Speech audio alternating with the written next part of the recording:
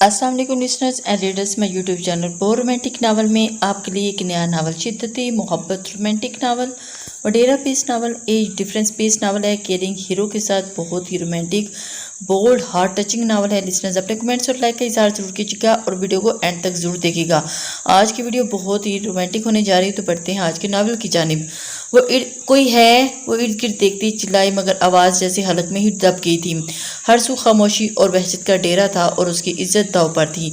रात यहाँ गुजारा करो और तो फिर कल तो क़यामत होगी। सोचो या अल्लाह मेरी मदद फरमा। लहजे में बेइंतहा बेबसी थी। दीवार पर लगी घड़ी की टिक टिक टिक टिक की उसका दिल दहला रही थी। घड़ी एक का हिंसा अबूर कर गई थी और इसकी इज्जत मान सब मलयामेट हो गया था। ये स्याह रात उससे सब कुछ छीन चुकी थी और इसके बाद आने वाली सुबह तो तही दामन रह जाने वाली थी।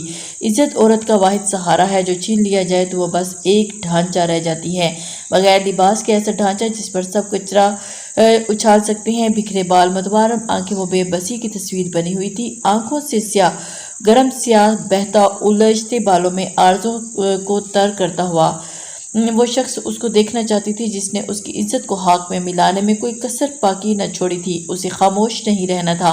उसे अपने लिए, अपनी मोरे, अपने व्यवसायी और दाजान के लिए यहाँ से निकलना था। ये सोच करके दिमाग में आते ही वो ज़ोरों शोर से दरवाज़ा पीटने लगी थी और उसे बचाओ बचाओ, निकालो मुझे।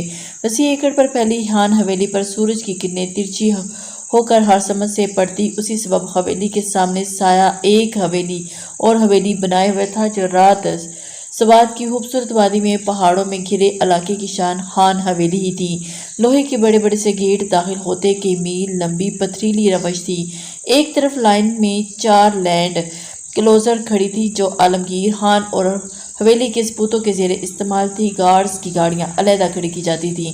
तहद निगाह खुला कुशादा लॉन, जिसके आखिरी कोने में 2-3 रिहायशी क्वार्टर और जो हवेली के मुलाजमीन के लिए बनाए गए थे, जो रात दिन उन्हीं में रहते थे। हालस पुरानी लकड़ी के से बनाए गए थे, जिस पर नहायत उम्दा नक्श और निगार बनाए गए थे। दाखिली दरवाजे से अंदर दाखिल होते ही मर्दान खाने और जनान खाने को लकड़ी की नफीस जाली से अलहदा किया गया था, ताकि किसी भी किस्म की कोई भी बेपर्दगी ना हो सके। मर्दान खाने में जब कोई फैसला किया जाता तो औरतें वहाँ जालियों के पार जमा हो जाती और जालियों के जरिए से ही सब सुनती थी, मगर इन जालियों में सुराख इतने छोटे थे कि ना मर्दान खाने से कोई जनान खाने की जानिब देख सकता था और ना ही जनान खाने में से कोई मर्दान खाने की जानिब देख सकता था। हवेली में पर्दे का सख्त ख्याल रखा जाता था। जनान खाने की तरफ चलें तो वहाँ हर कोई अपने अपने काम में मसरूफ था। बीजान अपनी तपाई पर बैठी थी। गुलदान तपाई के साथ पड़े मेज़ पर धरे हुआ था और साथ ही थाल में ढेर सारे पान पड़े थे। हुक्का दूसरी जाने पड़ा हुआ था, जिसे थोड़ी देर पहले ही दुरखने बीबी ने उसे गर्म किया था। परवेशी उनके करीब ही मोड़े पर बैठी थी। फ्रेम में अटकाए कपड़े पर कढ़ाई करने में मसरूफ थी। लड़कियों को बीजान ये काम सिखा चुकी थी, बस पलवशे और अफ्तनान ही रह चुकी थी। पलवशे के बाद अफ्तनान को भी ये काम सीखना था। बीजान का ये मानना था कि कोई काम भी हो, लगन से और दिल से सीखना चाहिए, और यही मकसद वो अकेले के लिए सिखाने का मकसद भी यही था कि जो वो सीखें अच्छे से सीख लें। यही वजह थी कि बनफ्शा, अंगेज़ और अनीसा ये काम अच्छे से सीख चुकी थी और अब उन्हें रसोई का काम सिखाया जा रहा था। पलवशे अफ्तनान के सिवा बाकी सब सुगड़ी थी। पलवशे भी फिर भी कुछ न कुछ कर लेती थी, लेकिन अफ्तनान का तो खुदा ही हाफिज। वो घर भर की लाडली, मगर फोड़ होने की सबब जान को एक भी ना बाती थी। पलवशे सीधी और बीजान दबे दबे लहजे में बेबसी से बोली थी। ऊपर रेलिंग पकड़े नीचे झांकती अफ्तनान ने उसकी बिलबिलाहट पर हंसी रोकी और हाथ पे पकड़े चिप्स के पैकेट से भरपूर इंसाफ करने लगी। रोज़ जब बीजान से पलवशे की क्लास होती, तब यूं ही ऊपर खड़ी होकर उसकी शामत आते देखती। बीजान ने हुक्के की नाल हाथ में पकड़े ही तेज लहजे में कहा था, ये टांका, इसे टांका कहते हैं नखट्टू। ये किसी काम की नहीं हो, तुम अच्छे भले टांके लगाती। आखिर कब तक तुम्हें क्या हो गया है? उन्होंने इसे घर का अपना समूह लेकर रह गई थी। फिर अगला टांका नफासत से लगाकर चमकती आंखों से बीजान की तरफ देखा, मगर उनकी आंखें बेतासुर थी। उन्होंने मायूस होकर सर झुका लिया और जल्दी जल्दी क्लास खत्म किए। स्मार्ट समेटी वो बीजान से इजाज़त लेकर ऊपर आ गई। वो जानती थी उस वक़्त वो आफत का परकाला कहीं और ऊपर खड़ी इसकी क्लास लगती देख रही थी, और वही हुआ। ऊपर आने पर उसका सामान अफ्तनान से युवा, और जिसने बहुत ही लहक कर उसके सामने अदा दिखाई, जिस पर पलवशे चिढ़ गई और दांत पर दांत जमाए उसने उस पर गुस्से से काबू पाना चाहा। पलवशी, मैंने देखा है एक लड़की ने अभी अभी वो बला की मासूमियत लहजे में समाई थी। पलवशी ने वो मुश्किल अपने गुस्से पर काबू पाया और उसे घूरा, जिसने पलवशी ने उसे घूरने पर फौरन चिप्स का पैकेट उसका सामने कर दिया। खा लो, वैसे भी मार खाने के बाद ताकत जरूर पड़ती है। वो बेनियाजी से मुंह चिल्लाते बोली थी। पलवशी के तो सर पर लगी तलवों पर बिछी पलवशी से उसे कुछ कहने वाली ही थी। कल मेरी आखिरी क्लास है, फिर मैं देखती हूँ, वो कहते हुए अपने कमरे की तरफ बढ़ गई थी। दफा वो रुकी और सदमे की हालत में खड़ी अफ्तनान के पास आई और उसके हाथ में चिप्स का पैकेट पकड़कर फिर बला की मासूमियत लहजे में समोई बोली, चिप्स का टन अब मुझे दे दो। अफ्तनान गाल जोर से खींचते हुए वो उससे लेकर चली गई। सियाह लैंड क्लोजर पथरीली रवश पर फराटे बरती हुई, उसके पीछे गार्ड्स की 2 सफ़ेद लैंड क्लोजर धुआं छोड़ती जा रही थी। ये तमाम गाड़ियां उस मुकाम पर आ रुकी जहां जरगा बैठता था और जरगे का फैसला सुनाया जाता था। ड्राइविंग सीट का दरवाज़ा खोला और भूरी खेड़ी में मुगी सुर्ख सफ़ेद पाँव बाहर निकले। जरगे में मौजूद सब लोगों ने आलमगीर खान के पोते को सताइशी नज़रों से देखा। आज भी वो जरगे के फैसला करने के लिए आलमगीर खान के साथ ही जरगे में बैठने वाला था। आलमगीर खान ने फहर के आलम में मर्दाना वजाहत से भरपूर अपने पोते को देखा और ग्रे रंग के शलवार सूट में वो बहुत ही मुनफरिद और लग रहा था। मुस्कुराहटों में से सबसे खूबसूरत मुस्कुराहट चेहरे पर सजाए असपंद पामीर खान उनकी जानिब चला आ रहा था। सरदार आलमगीर खान हवेली के सरबराह थे और कबीले के जरगे का फैसला करने वाले सरदार रोब और जलाल इतना कि उनकी कही हर बात पर पत्थर लकीर होती। इक़्तिदार और रवायात से मोहब्बत ऐसी कि किसी को भी इसके रूगर्दाने की इजाज़त न थी। इक़्तिदार और रवायात की पासदारी न करने वाला भले ही उनके अपने ही खानदान से होता, वह सज़ा का मुस्तहिक जरूर ठहरता। आलमगीर खान अपने पोतों के नरम दिल और गैरों के लिए कठोर थे। पोतों में इन सब का अजीज पोता असपंद पामीर खान था। वही पोतियों में से उनकी लाडली अफ्तनान दियार खान। पख्तून रवाज के मुताबिक उनकी शादियां अपनी खाला की बेटी गुलबानो से हुई तब उनकी उम्र 20 साल थी। गुलबानो 16 बरस की थी। आलमगीर खान के 3 बेटे थे, एक बेटी असपंद पामीर खान और उसके बाद नौफेल पीमीर खान और सबसे छोटी अंगेज़ा पामीर खान थी। पामीर आलमगीर खान से छोटी ज़रमीन आलमगीर, जिनकी शादी उनके चचाजाद दोगदार खान से हुई थी। शादी के बाद वो लंदन में मुकीम होगी और उनके 2 बेटे थे। बड़ा बेटा आलमगीर किरदार खान और उससे छोटा दरियाब खान और अलमीरा की पैदाइश के बाद अब तक ज़रमीन की वापसी पाकिस्तान नहीं हो पाई थी और वो वहीं पे हैराबाद कह गई थी। ज़रमीने से छोटा मलियार खान थे। इनकी शादी सबीन खानम से हुई थी जो कि उनकी खालाजाद थी और उनके 2 बच्चे थे, एक बेटा और बेटी अरमगान मलियार खान और बेटी पलवश मलियार खान थी और सबसे छोटे बेटे दयार आलमगीर खान थे। इनकी शादी फराह खानम से हुई जो शफक की छोटी बहन थी और उनके 4 बच्चे थे, 3 बेटियां और एक बेटा। बड़ी बेटी बनफशा दियार खान और उनसे छोटी अनीसा दियार खान और फिर अरहम दियार खान और सबसे छोटी अफ्तनान। रसोई खाने में दरखने सलेब के पास खड़ी कुंडी डंडे से मिर्चे कोटने में मसरूफ थी। दूसरी तरफ चूल्हे के पास बनफशा खड़ी हांडी में गोश्त भून रही थी। दूसरी तरफ चूल्हे के पास बनफशा खड़ी हांडी में गोश्त भून रही थी। अंगेज़ा एक तरफ सब्जी तैयार कर रही थी। हवेली में 3 वक्त हांडी चूल्हे पर चढ़ाई जाती। सुबह, दोपहर और शाम मुख्तलिफ सान बनते।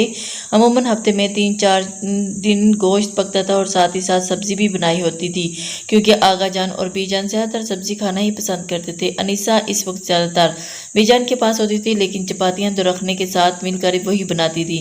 जब से लड़कियों ने किचन संभाला था तब से शफक खानम, फराह खानम और ज़ुबीर खानम ज़्यादातर वक्त अपने कमरों या हवेली के पीछे बने बाग में गुजारती थी।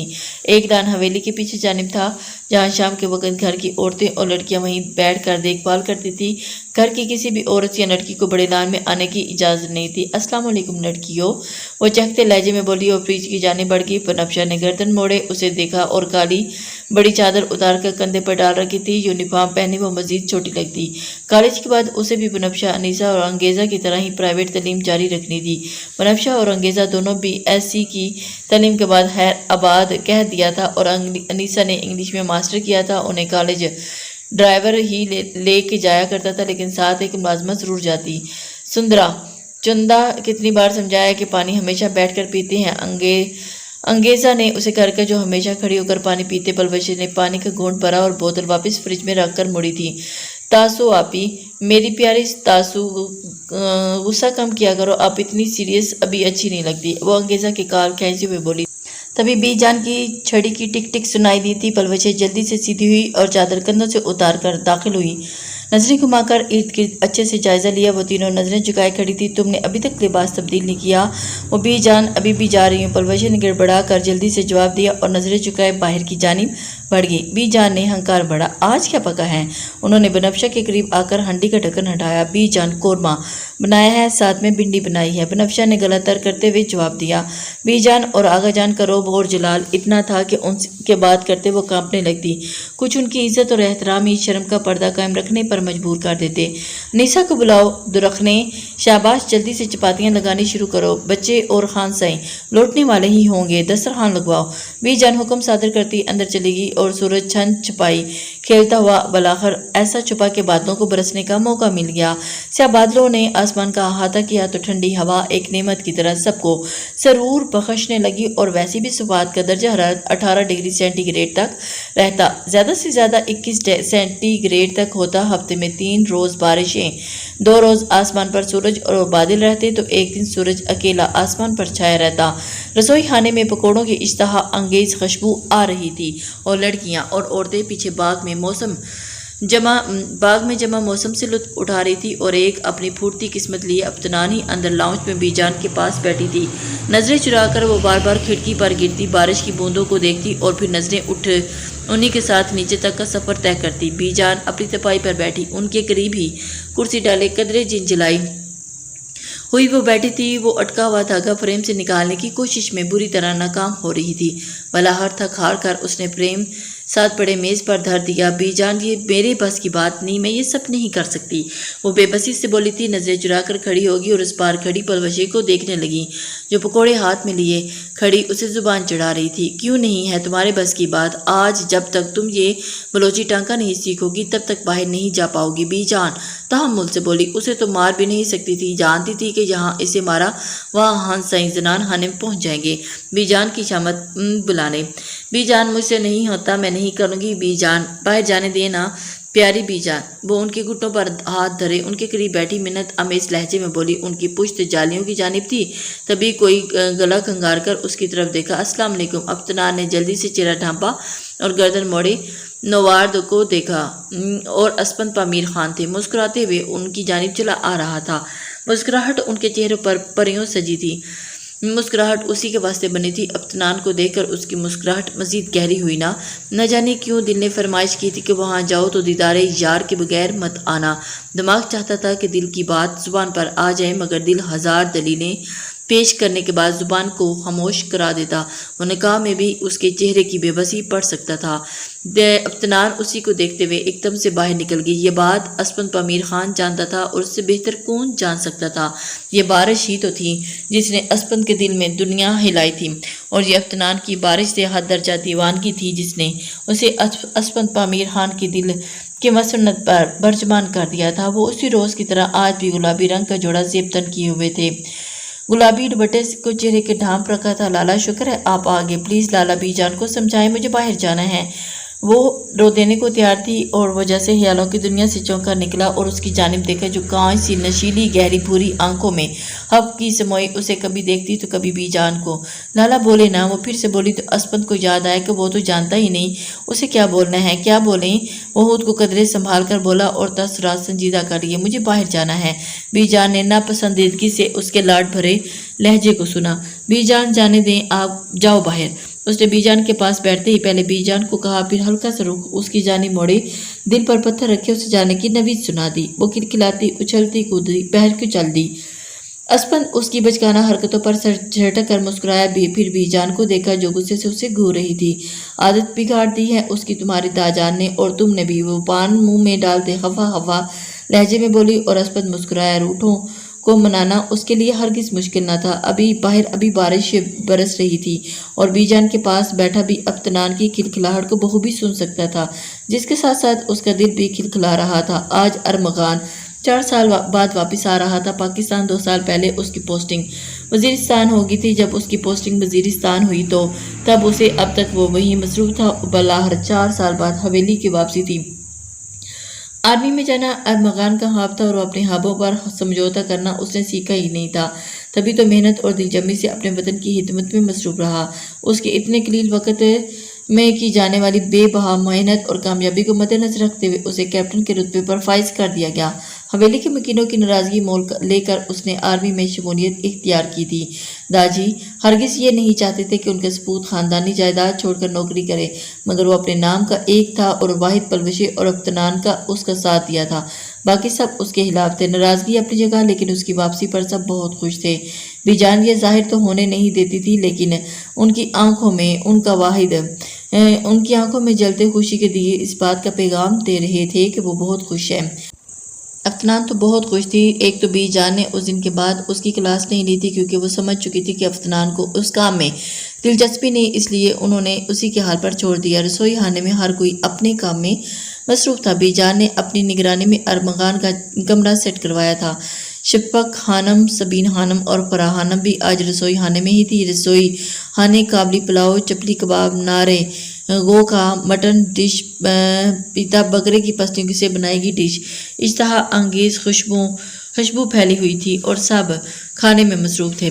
پلوشے آج انیسے، بنفشے اور انگیزہ کے ساتھ ہی کچن میں تھی، جبکہ افنان اپنے کمرے میں کسی نے اسے بلایا بھی نہیں، کیونکہ سب جانتے تھے کہ وہ کام کرنے کے بجائے کام بگاڑے گی۔ اس نے ٹیپ کی آخری سرے کو اچھے سے چپکایا ہو گیا اور تنقیدی نظریں سے گفٹ کا جائزہ لیا۔ چھوٹا سا نیلے رنگ کا ڈبہ جس کے اوپر سجاوٹ کے طور پر گلابی ریبن لگایا تھا۔ ارمغان لالا یہ بہت پسند آئے گا اور کام بن جائے گا۔ شاباش افنان، دیار خان، شاباش، اب بس یہاں سے نکل لو، پکڑی گئی تو برا پھنسو گی۔ اس نے اپنی سوچ پر خود ہی دا دی تھی اور پھر باہر نکلنے کے بارے میں سوچنے لگی۔ سب عورتیں رسوئی خانے میں تھیں۔ ارہم اور نوفیل ارمغان کو لینے گئے تھے۔ داجی اور اسپند جرگے میں تھے اور ملیار خان، دیار خان اور پامیر خان زمینوں پر تھے، اس لیے سب سے نظریں بچا کر وہ زنان خانے سے مردان خانے چلی آئی۔ اسے ارہم کے کمرے میں جا کر اس کی نئی گھڑی اٹھانی تھی، جس کی بابت کل ہی اس نے افنان کو بتایا تھا، اور جہاں افنان میڈم پہنچ گئی افنان کے کمرے میں، تاکہ وہ ارمغان کو اپنی طرف سے میجر بننے کا تحفہ دے سکے، جس میں وہ کامیاب ہو گئی تھی۔ ارہم کی نئی گھڑی اٹھانے، اسے پیک کرنے کے بعد اب اسے واپس زنان خانے جانا تھا۔ اپنی چادر کے پلو میں گفٹ چھپا کر چادر میں خود کو ڈھانپنے کی اور وہ خاموشی سے دروازے کو باہر نکلی تھی۔ پوری راہداری سنسان تھی۔ شکر ہے کوئی نہیں۔ تبھی اسے قدموں کی چاپ سنائی دی۔ کوئی آ گیا۔ اس نے آنکھیں زور سے مچی، بھاگ لے افنان۔ دل ہی دل میں آیت الکرسی کا ورد کرنے کے بعد اس نے طے کیے جانے والے فاصلے پر نظر دوڑائی۔ لگ بھگ 20 قدم بھاگوں گی تو پہنچ جاؤں گی۔ اس نے آنکھیں میچی اور پھر گولی تیزی سے دوڑنے لگی۔ اسپند اور داجی آج فیصل جھنجھوڑانے کے بعد جلد واپس لوٹ آئے تھے۔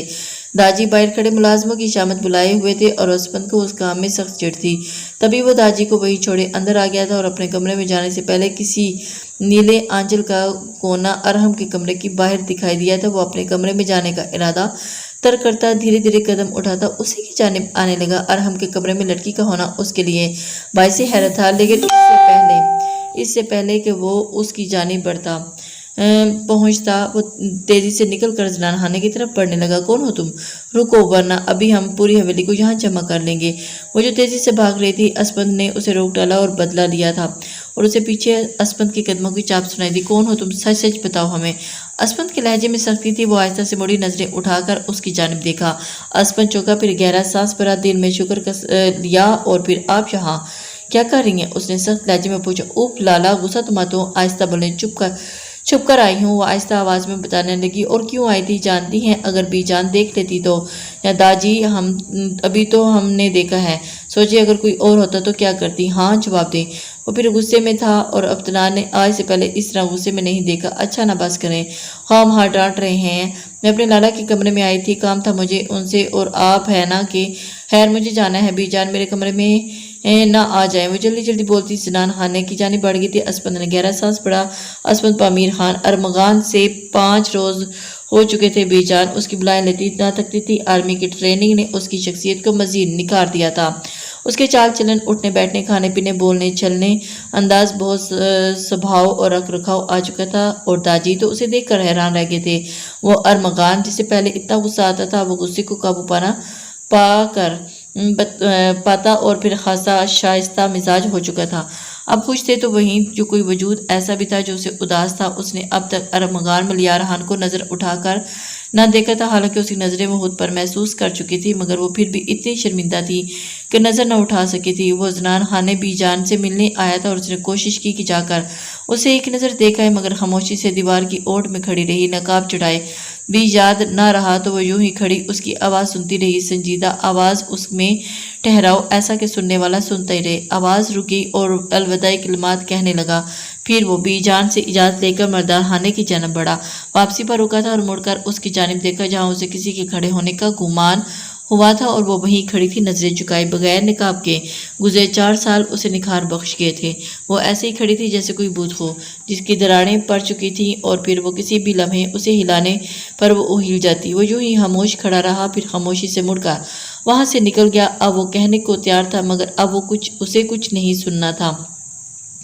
آج پھر بادل برسنے کو تیار تھے اور بالآخر وہ برس اٹھے، اور شاید وہ حنزہ کی شہزادی کو انتظار کی زحمت سے بچانا چاہتے تھے۔ سوات کی شہزادی وہ ہنس دیا اور اپنی سوچ پر دل خوش تھا کہ اسے بہت اچھا لقب دیا۔